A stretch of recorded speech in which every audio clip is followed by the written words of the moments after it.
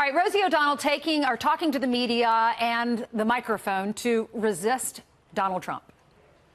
Should not be president, and I don't believe that he's a legitimate president. We are alive, awake, and we are woke. People are embarrassed and ashamed of who he is, and that come Election Day, we're going to stand up at the polls and let him know.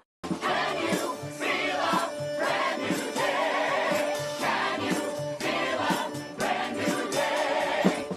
That's Rosie with Broadway Singers down in Washington protesting. So is this how the left thinks that they will win in November? Here to debate is RNC spokesperson Kayleigh McEnany and Jessica Tarlov of Fox News contributor. Thank you, ladies, for being with us. Good morning. Good morning. All right, Jessica, I'll start with you because I actually liked the peaceful protest of the Broadway Singers, but we saw what happened to Candace and Charlie when they were just having breakfast in Philadelphia and see some Antifa people and then they walk outside and they're totally harassed. What is it why can't people have differences? Why is there so much hatred? Why is that happening? I think people absolutely can have differences. And as you pointed out there, the protest that Rosie O'Donnell was partaking in, they call it the Kremlin Annex, which has been going on for weeks now, organized by the head of Hillary Clinton's grassroots organization project, has been completely peaceful about the communication of ideas and about showing President Trump that there are a number of Americans out there who are not a fan of him or his policies and will be showing up at the polls in November and also today, if you're in Ohio, in that special election, vote for Danny O'Connor, and then again in 2020 to make sure that there is a Democrat back in the White House. What happened to Candace Owens and Charlie Kirk is terrible. Antifa is a fringe movement that has nothing to do with the Democratic Party whatsoever, and I'm sorry that happened to them, but what's going on at the White House, as you said, it seems like a good time. Kayleigh, a lot of people are asking why. Why are people so angry and so mad just because people support President Trump? Rush Limbaugh said it has nothing to do with policy. The blue wave has nothing to do with policy, instead hatred. What are your thoughts?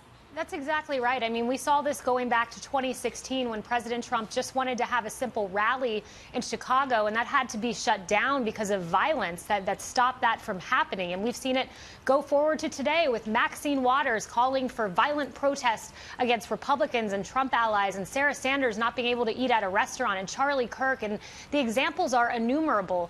And what this comes down to, Ainsley, is, you know, when we lost as Republicans in 2008, we organized. We came up with a coherent argument. The Tea Party rose to power and very peacefully put their ideas forward.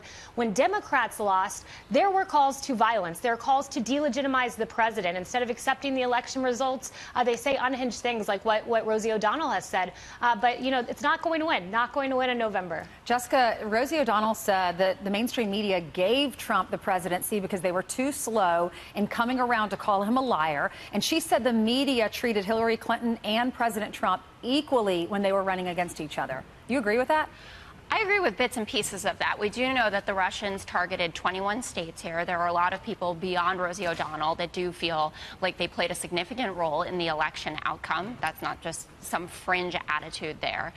What she's saying about the media treatment of Trump and Hillary being equal, there are a lot of people who make a legitimate case for the fact that the media harped on and on and on about Hillary Clinton's emails and let a lot of what was going on with President Trump, as we're seeing coming out now in the Mueller probe, for instance. We never saw his tax returns.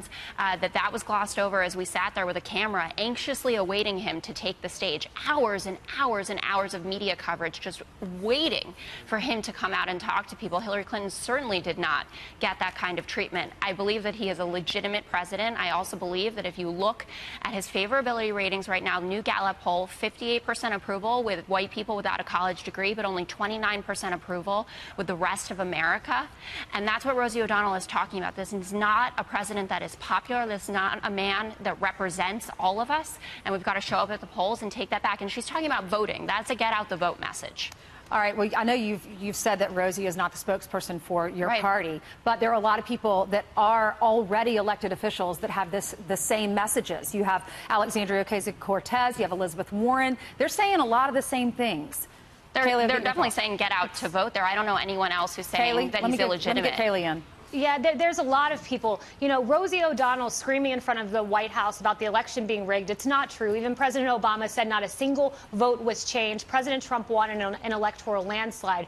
But the Democrats, although they're not screaming in front of the White House, some of them are not at least, they are making this coherent argument, or incoherent argument, I should say, about collusion. We see it with Adam Schiff. We see it with the DNC lawsuit against Russia that was dismissed by a D.C. court. They're making unhinged arguments, maybe not in the same way as Rosie, but are nevertheless saying the same thing. Okay. Democrats delegitimize, we organize. Okay, Kayleigh, Jessica, Can I just thank add you so also, much. Maxine Waters never called for violence.